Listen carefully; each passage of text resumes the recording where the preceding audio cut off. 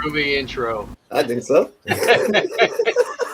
Courtesy of our one and only Franklin Bay. Wonderful. Wonderful. Well, anyway, as it said, we are the 86th, and over there is one of the 86, Johnny Vintage.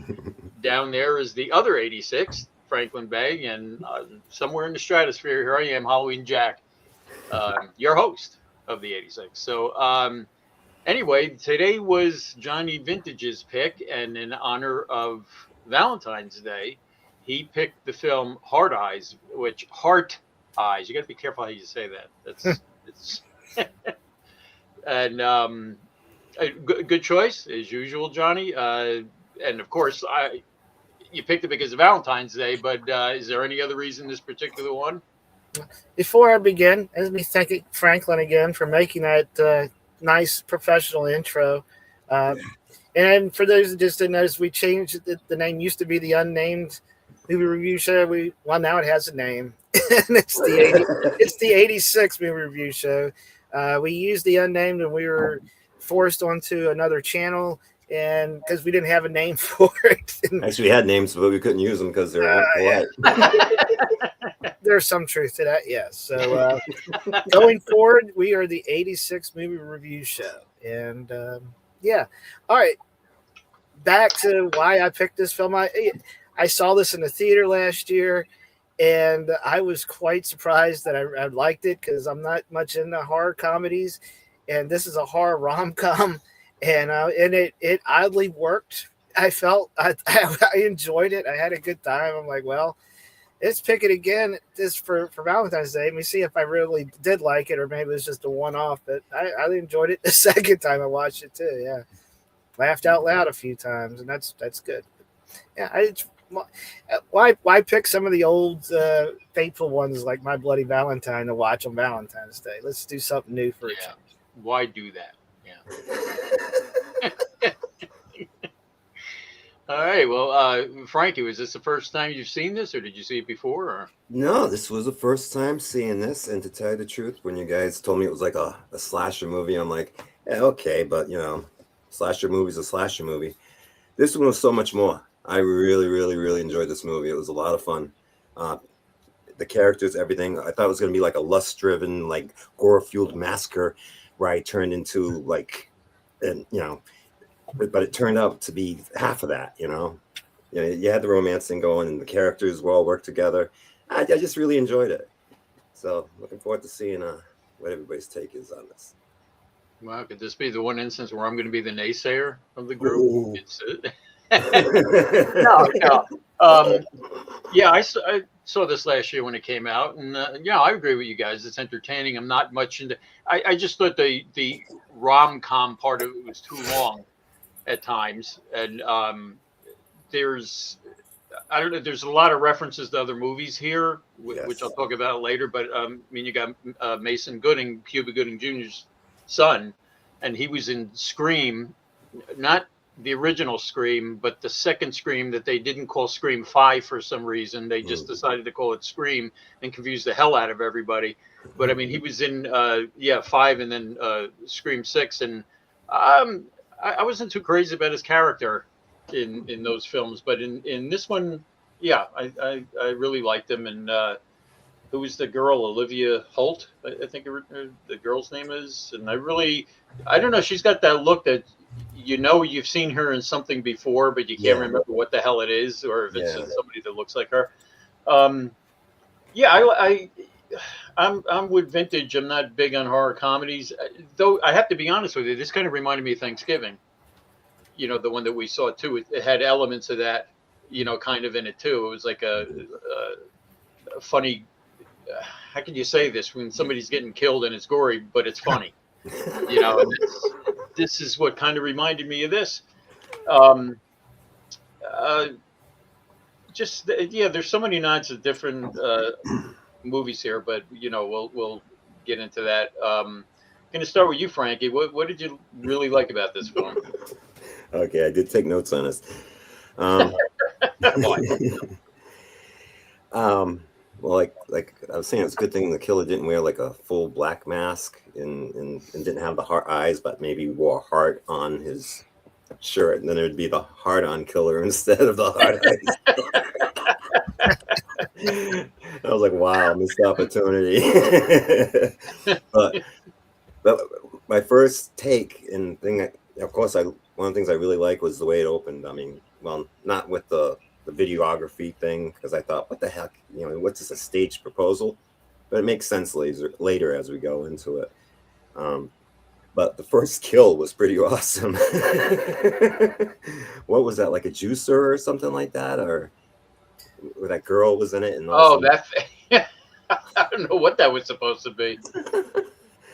I like that a lot. Let's see, though it was a familiar slasher film setting, it's still the use of the characters and the side storylines, and I'm sorry, but the romantic comedy stuff, I think it all worked. I think it all balanced out really well. What I really like is the van scene was hilarious. But even that had some nice tender moments. I mean, they got somebody out there trying to kill them and killing everybody they come across, and they're having a little gee, I like you too kind of conversation while these other people are going at it in the back of the van. Crazy. But the ending, I loved the ending. It tricked you a couple of times thinking it was going to be over, and then something else happened, and then the very, very ending, her friend Monica, the little stunt she pulled, I thought that was pretty clever. The movie left me with a feeling good, even though a lot of people got killed. I felt really good. But even though I kind of predicted a lot of stuff, it didn't bother me. It didn't bother me that it was predictable, because they still kept it entertaining. There wasn't a part in the movie where I was kind of like, okay, I didn't look at the timer or any of that, just legitimately enjoyed it. And I'd have to say my favorite part probably was, just mostly the beginning, and there was something else, but I'll leave it because one of you guys will probably bring it up, so I'll move on. All right, vintage. Well, since I've been accused of stealing all your stuff, I'm going to let you go ahead of me this time. Well, you don't have to do that. I think it's only fair. Yeah.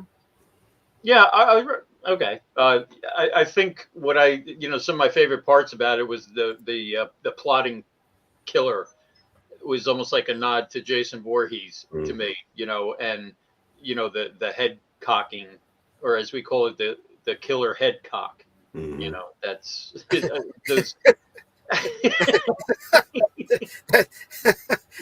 that's also something. It wasn't a hard on killer. That's also something you can get from a prostitute. I want the killer head cock.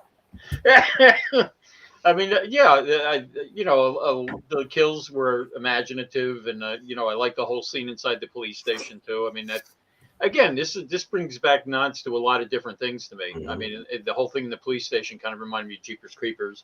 Yeah. That part, and I'm not saying that they were, doing that on purpose. Copying. I think it was just a nod to a lot of things, and especially like to Scream. The boyfriend getting carted off by the police and him standing there yelling at her again, Scream, like the boyfriend getting accused I hope I'm not taking any of your stuff, Vintage. I'm going to try really hard not to. But I have to say my most favorite part was the pink vibrator on the floor, because I thought to myself, what is this, a WNBA game? And somebody's tossing. But no, I enjoyed this, and I always liked these films for the mystery factor about you got to try and guess who the killer is, and I'll save some of that for later, because that might be part of my least favorite parts. But all right, Vintage, you're up, and thank you for letting me go first. That was very, very nice of you. Hey, need to switch it up every once in a while. This movie was really fresh to me. This is something I didn't anticipate. I came out of the theater thinking, wow, I really like that. I was just, and again, it like Frank says, he felt good at the end, even though all these people died. But hey, Favorite parts. I obviously I like the tire iron where he sticks it to the guy's face and then slams the girl's head on top of it, and then you see Gate look through the back of her head out of her mouth. I thought that was pretty interesting. The kill scene at the end where the detective gets pushed up on the sword and she's hitting there, and then her body just starts to drip away from her head as she gets decapitated. Which she foreshadowed her own death. Absolutely, yeah. Think about it. Well, a couple things were foreshadowed like that. Go ahead.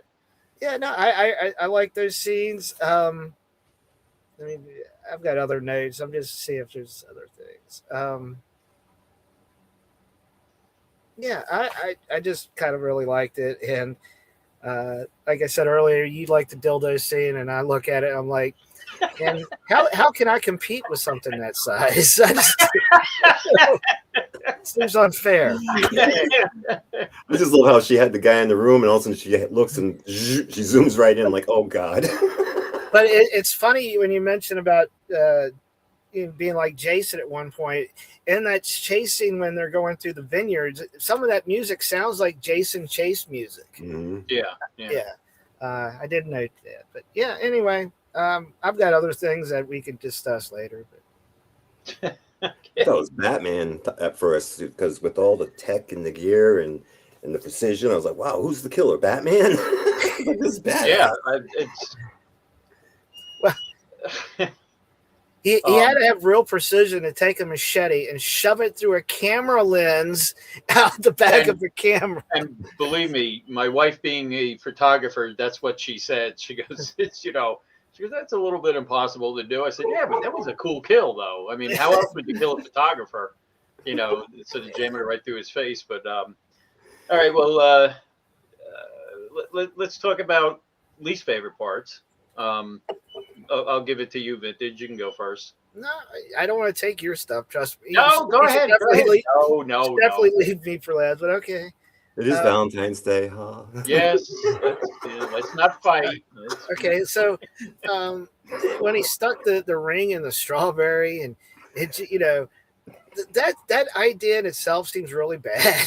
I mean, hey, she could bite into it, she could chip her tooth, she can swallow the ring, and then you have to wait till she has to poop it out to get it back. And then you're putting a chewed up strawberry coated ring on her finger to propose. I don't know. That just seemed kind of stupid. But like I said, it's funny, but it's dumb. When the girl's running away from the killer, and the guard says, you can't be in here, whatever, and he's chasing me or whatever, killing, and the guy he has got a gun, and then I forget what did he shot the guard. She had time to pick up that gun and shoot him. She didn't have to run away. She could just reach down and picked up the guy's gun and shot him. But hey, those headbutts, you felt those, right? When they first met. I mean, literally, I felt like, ow. And then they did it a second time. I'm like, ow. It's that sickening thud because we've all been there at some point. It was a little bit realistic. I should probably save some of these notes. I don't know what I'm doing. Why start now? Well, I'll tell you what, the thuds you were talking about were also like the footsteps. His footsteps, those heavy footsteps. I mean, that's what a sound effect that was. I was like, wow. The girl leaves her keys in the dressing room, and her idea is to break out the windows. Does that apartment building not have somebody in maintenance that has keys to get in? Really?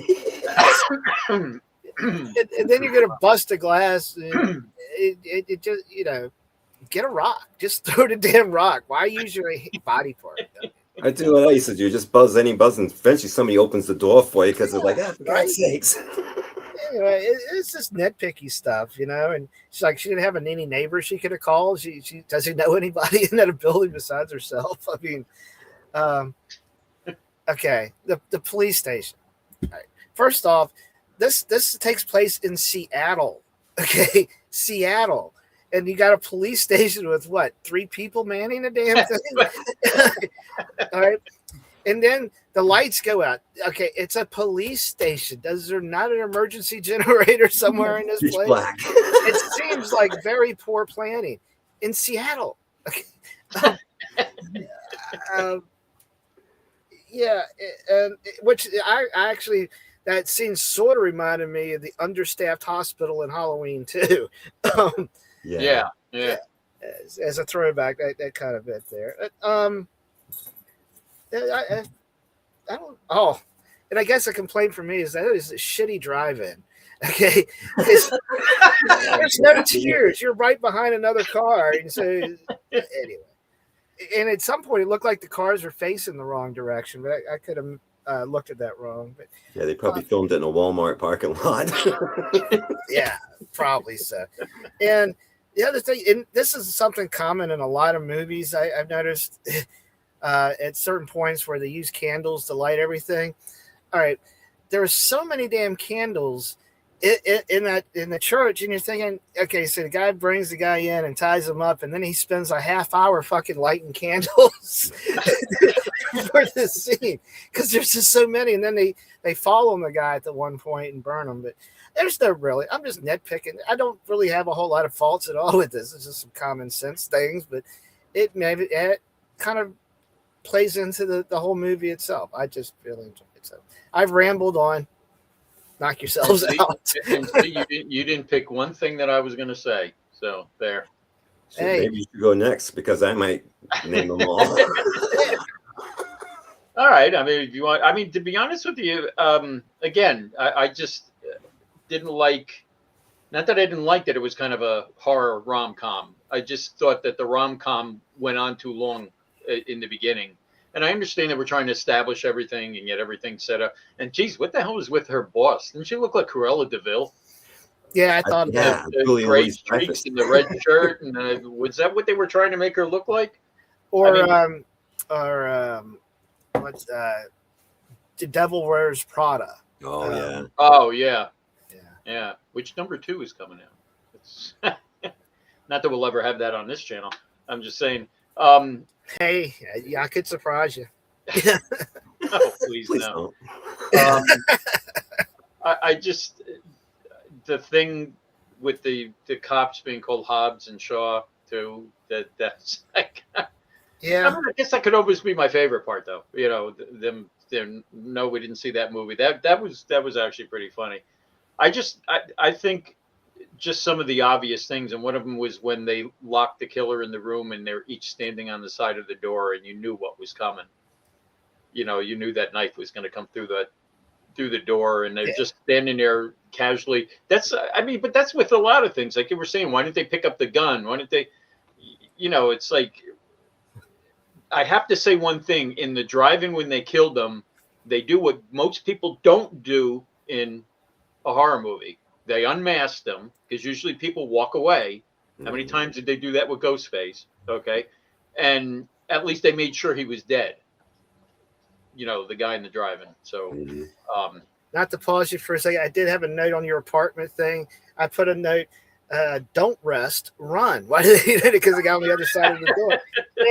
And here's my question. All right, if they had to bust a window to get into the apartment and get in the apartment, and she's treating, how did the killer get into the apartment? Good question. How did he get there before they got there? Right? Well, maybe he went to the maintenance guy. You know, maybe he is the maintenance guy. I don't know. Anyway, I didn't mean to interrupt. I just had those, and continue on, HJ. No, that's you know, that's it for me for now. I mean, Frankie. Well, before. Again, the same thing. There's not too many things I could nitpick. If I had to, before, you know, as I was watching the movie, was the cops, Hobbs and Shaw. They were kind of annoying and too dumb in the beginning. But as the movie was going along, oh god, here we go. Yoko is Hobbs. They are a little.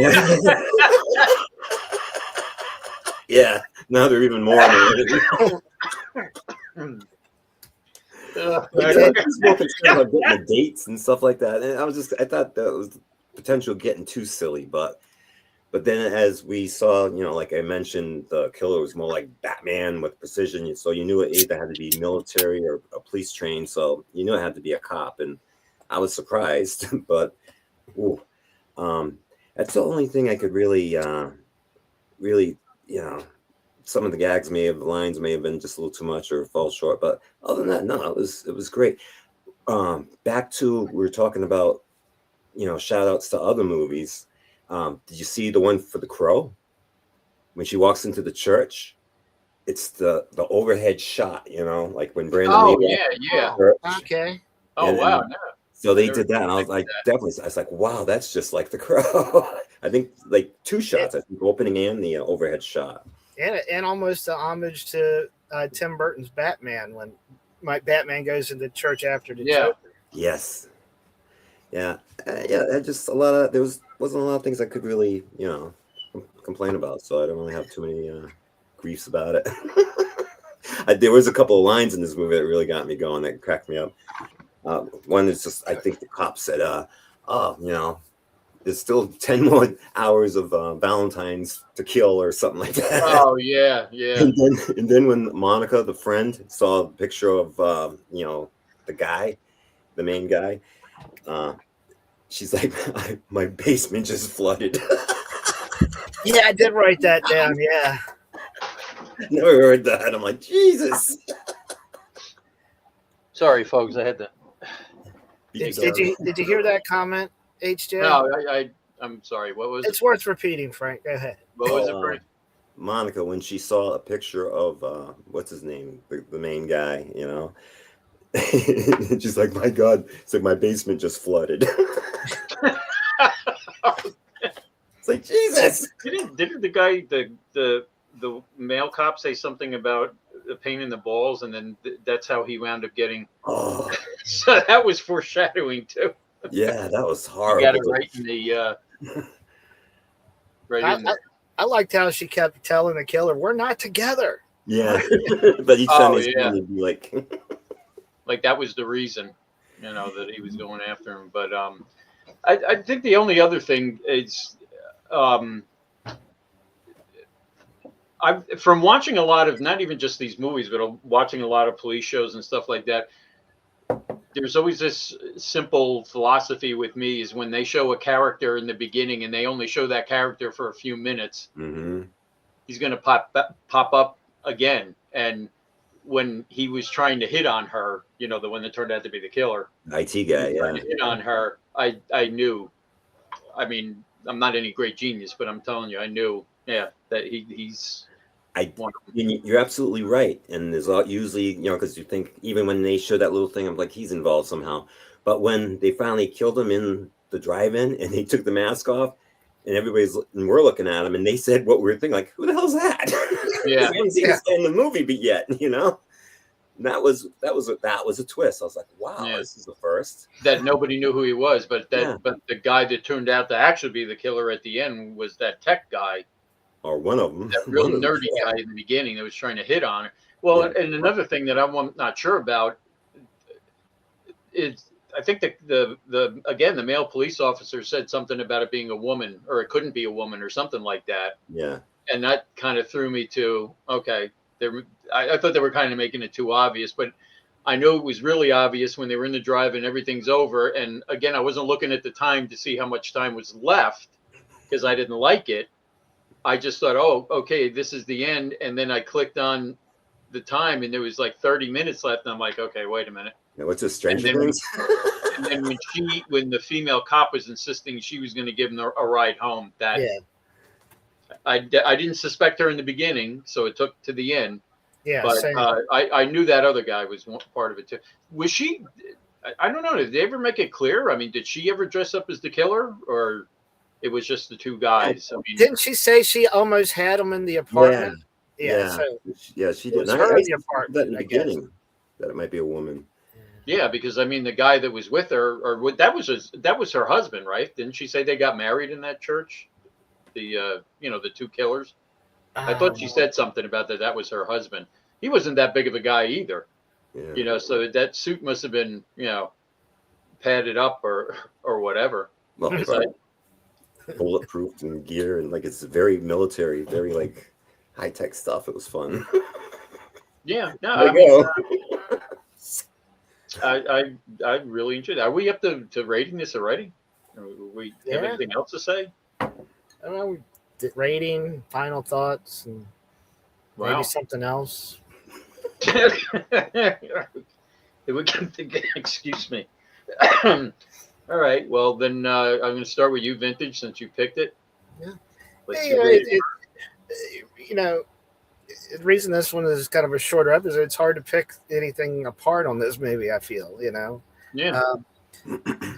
Some of the things you could pick apart though is like her ad campaign for diamonds was kind of bad. I mean, let's That was just be, clever the way let's they be did honest. And it's coming up on Valentine's Day, and you're killing your lovers, and it's supposed to be a ode to the other movies like Bonnie and Clyde and Romeo and Juliet. But this is a bad ad campaign. Come on, let's just be serious. And then you're gonna fly this guy in to help turn around your ad campaign, but he's got to fly out the next morning. It does seem like there should be more of a time crunch, to get together. We'll get together at dinner, and all this don't work out well. We'll get together on the phone. You're flying out the next morning. How much damn time you got to come up with a new ad campaign? Anyway, just nitpicky stuff. I love the cheesiness in it, like when she's at the bar waiting on him, and she sees him, and it has that cheesy music playing in the background, and it just kind of played into the rom-com, and it just worked. This is something that shouldn't work, but it worked. Chances are there'll be a sequel and it won't work, but who knows? Anyway, I really like this movie, and if I'm going to rate it, I'm going to rate it a 9 because it's so unique. It's its own thing, and I can't. There's nothing to compare it to. It's just it's something that shouldn't work. It worked, and I really enjoyed it both times, a year apart from seeing it, and so I'm giving it a 9. All right, solid 9. How about you, Frankie? Yeah, right. It's solid. No. I just love feeding you guys the straight lines. Yeah. Only reason I wouldn't go higher is because despite that I enjoyed it, and you're right, Vintage. It was like what shouldn't have worked, but it did. It surprised me. It really surprised me. I mean, I could have walked away if it was just a regular, horror movie or slasher movie that checked all the boxes, but this one checked all kind of different boxes, ones you weren't expecting to be even included. So I would give it a higher rating if, despite all that, if there was a sequel, I just don't feel, I feel like this is done, one and done. I don't feel the need to follow up more with the characters. I enjoyed the characters in the story, but just enough. It's just enough. I don't need seconds. I don't need dessert. Just enough. But I definitely give this an 8.5 because I really, really, really enjoyed it. Yeah, I mean, I agree with everything you got. Yeah, what was with the Pokemon onesie? What was that? What did I miss with that? Did you catch that? They were in the apartment, and she was wearing. Wasn't there a picture of her wearing a Pokemon onesie? As a kid, yeah. Oh yeah. Yeah. They said, "Oh, was that Halloween?" She's like, "No, it was Tuesday. I used to always dress up." Yeah. I mean, there was, and again, there was good lines like that in there. Yeah. Like I said, the only drawback for me with the whole thing was I just felt it kind of moved a little slow in the beginning, and well, it started off with a bang, of course, or a stab, I should say, in the beginning. But then the setup to me was just a little too long. I mean, I would give it higher points if it wasn't for that, because again, I wasn't bored. The banter back and forth with them, and it was like a rom-com. It was good, but then when it picked up, and it was just like a steamroller after that. The police station, everything. Other than well, I shouldn't say this, that to me it was obvious who the killer was. So I mean, I have to take a point off for that, but I will add another point in for the pink vibrator. So yeah, I'm going to give this a 9. I'm going to give it a 9. Yeah, it was absolutely entertaining, and I mean, I wouldn't mind a sequel to it. Like I said, this reminded me a lot of Thanksgiving, which we did at Thanksgiving. and I'd like to see a sequel to both of them. To be honest with you, see what they would do with it. I think we're getting one for Thanksgiving. I think. Yeah, they've said I that haven't for a heard one while. for Hard Eyes yet. Yeah. Yeah, I mean, no, I wouldn't mind seeing a sequel to these. You know, as long as it doesn't go, 3, 4, 5, 6. Or maybe they can do another holiday. Same Like same crew of people, but different. what holidays are left? Oh well, St. Patty's Day. We can do the Leprechaun series. Arbor Day. Yeah. Oh my gosh! All right. Well, let's get to our final thoughts here, Frankie. I'll go with you first. Huh. I kind of pretty much covered that when I did my review, but I just really enjoyed it. There were a lot of little touches. I kind of liked when the guy's phone rang. I think it was Daft Punk that was on his phone. Yeah. I like that a lot. And then when the guy is mad, it's in the beginning. He says, "I'll end you on Yelp." And I'm not even on Yelp. And I like the metal straw. I knew somehow that was going to end up being a thing, at the end. Like it's going to be the thing that would save her life or something. But I thought Crystal Kane, the CEO, I think she reminded me of a Julia Louis-Dreyfus type. But I really enjoyed the characters. There weren't any stars, but like you said, some of them looked very familiar. Like you know them somewhere. I think they were all good actors for the type of movie it was. They didn't try to take it too seriously, and they gave it the proper attention. They knew what they were doing. They were having fun. They knew what they were making, and they delivered. And it's pretty bold to tackle a horror rom-com, but they did it, and congratulations. I don't feel I was insulted by the director. I feel like it was a gift. So kudos. And actually raised mine to 9. That was my original score, and that's what it should be. So straight 9. So it was a Valentine's gift. That's not what I meant, but upside down at 666. Hey, it's one of the few times. Actually, the last time we all agreed, it was another movie that got 9s. Was Fat Man. It got all 9s. Yeah. Oh wow, That's a great movie. I love it. Vintage. Your final thoughts? Well, if you're in the horror movies and you enjoy horror comedies, and even if you're into rom-coms and not horror movies, watch this one anyway. It's the wrong.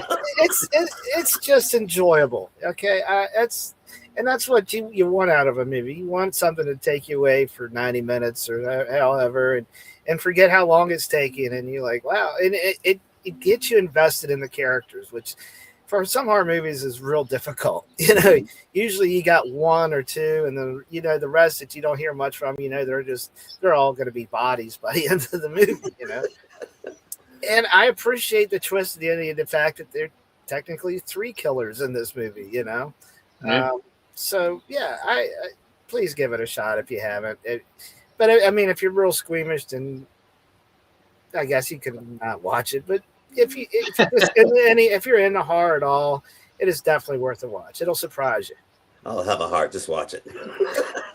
Yeah, and if you're into original kills, like creative kills, I should say, again, just like Thanksgiving. That's you're sitting there laughing at these people getting. I mean, the girl getting crushed at the beginning. That was the face, but the look on her face, and then all of a sudden her eyes bulged out. That was funny. I have to admit, I laughed at that. But me too. And then the female cop was in there investigating. She climbed into this muck, and I was waiting to see her eat corn chips or something while she was in there, because it was no big deal. Yeah, and I know we already said our least favorite parts, but that was the only part that when she was, interrogating the guy, when the female cop, how obvious could she be, about, it was just like really bizarre. But then again, it was supposed to be comedy, so I guess it is supposed to be bizarre. I agree with all you. This was, everybody should give this a watch. I'm glad that you picked it, Vintage, and it's funny because I remember watching it, but I didn't remember a lot about it. It was just one of those things. I guess I watched it once and haven't watched it since. But I'm glad to revisit it because sometimes you got to give these things a second chance. And looking at it the second time, I thoroughly enjoyed it more than the first time. Oh, we got a visitor. Well, ironically, the next pick for the 86 is yours also, HJ. So not only do we get to watch our renamed Gorf show, the Retribution next week, where we're watching the Night Stalker. The following week, we'll be back with the 86 movie review show, and it will also be HJ's pick. So Ooh. We won't force him to pick now. We'll give him to next week and let him decide. Well, it's funny, as we were talking, I had something in mind, and it just went right out of my mind, and it'll come back to me. Yeah. So now, with the new opening, we had Jenny doing the opening, and she was a little upset. So before we begin, I have to post this. So we don't want to offend anybody. So if people that are offended by strong language or kids around, I seen the video. And I felt the pain, and so I just want to put this up ahead of time. So without further ado, here, let's see if we get. Are you ready, Jenny? Ready for what? Okay. Oh.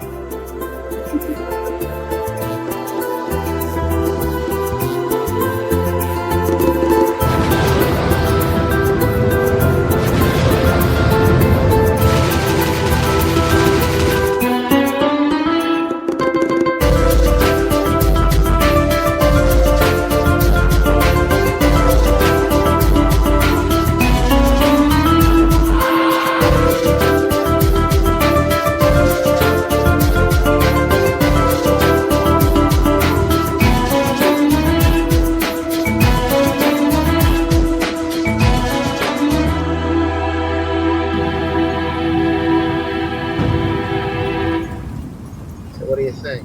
What do you mean, what do I think? Well, it's the new intro for the show. New intro? I thought I was the announcer. Well, we say you a little bit more professional, Jenny. What? Are you fucking telling me you're 86ing me? The 86 or 86 me? You son of a bitch. Ow, quit. You motherfucker, I'm gonna beat the shit out of you. Ah, you stupid fuck. I can't believe you never checked at me. Jesus, Jenny, stop. Fuck. God damn it. Stop. You motherfuckers. I will fuck you all up. You sons of bitches. I'm gonna tear you a new one. Motherfucker, what am I supposed to do now? We got other plans for. Fuck you! Fuck you!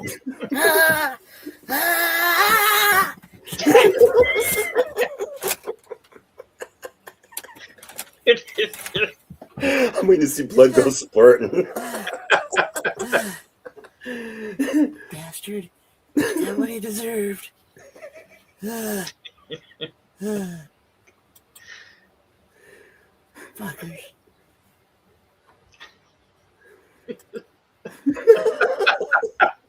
I thought you would still come after the intro.